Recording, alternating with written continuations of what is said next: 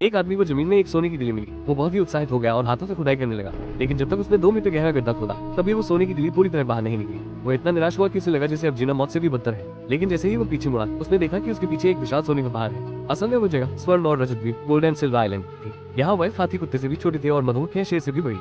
सभी लोग उस सोने के पहाड़ की ओर एक पगडंडे पर चलने लगे। रास्ते में उन्हें कुछ अजीब पत्थर दिखाई दिए। तभी कियांगे ने एक पत्थर पर पैर रखा और वो टूट गया। जब उसने अपना पैर उठाया तो उसकी जूती की तली कीचड़ से भर गई।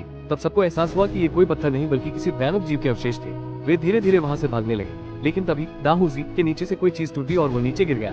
एक गाढ़ा और चिपचिपा पदार्थ उसके पूरे शरीर को ढक लिया। पास में एक प्यारी सी छिपकली अपना मुंह खोले बैठी थी, जिसे देखकर वो डर के मारे खोल से बाहर आ गया। लेकिन वो गलती से 100 मीटर ऊंची विशाल छिपकली को जगा बैठा। सभी लोग डर के मारे भाग खड़े हुए और वो बड़ी छिपकली उनका पीछा करने लगी। सौभाग्य से च्याओ शुआई बाल बाल बचा। फिर सभी लोग एक ऐसी जगह पहुंच गए जहां आगे कोई रास्ता नहीं था। कियांगे ने सिग्नल फ्लेयर निकाला ताकि वो छिपकली को डरा सके, लेकिन वो छिपकली उसे निगल गई।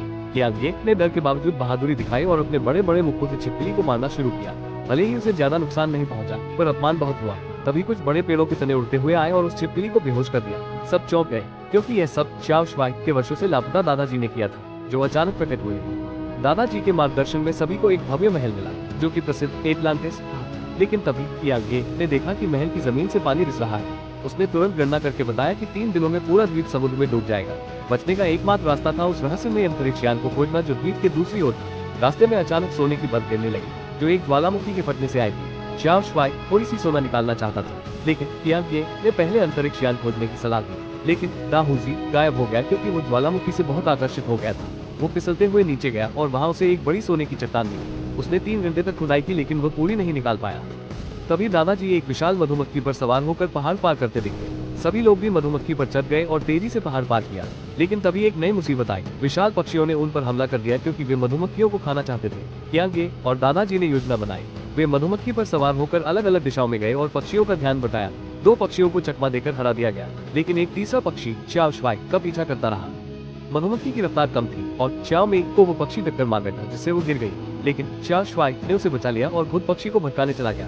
रास्ते में उसे कुछ विशालकाय मकड़ी के जाले दिखाई दिए। एक विचार आया और वो मधुमक्खी को जालों के बीच से उड़ा ले गया। पक्षी वहीं फंस गया और मकड़ी का शिकार बन गया। जैसे ही खतरे से निकले, समुद्र का जलस्तर द्वीप को डुबोने के करीब था। वे तेजी से अंतरिक्ष यान की तलाश में निकले। कियांगे और दाहूजी एक खाई के किनारे पहुंचे और समुद्र में उतर गए। वहां वे शार्क से टकराए, लेकिन ये द्वीप की शार्क बेहद छोटी, जैसी टेडपोल थी। उन्होंने जलमध्यान से गुजरते हुए एक विशाल अंतरिक्ष यान देखा, लेकिन जैसे ही वे दरवाजा खोलने लगे, एक विशाल इलेक्ट्रिक मच्छर ने हमला कर दिया। वे मच्छर के पहले झटके से बच निकले और तेजी से दरवाजा खोलने लगे। मच्छर ने फिर हमला किया, लेकिन जैसे तैसे दरवाजा खुला और वे अंदर घुस गए। च्याओ शुआई ने कंट्रोल पैनल पर बटन दबाकर पानी बाहर निकाला। उन्होंने यान शुरू किया, लेकिन बैटरी खत्म होने से रुक गया।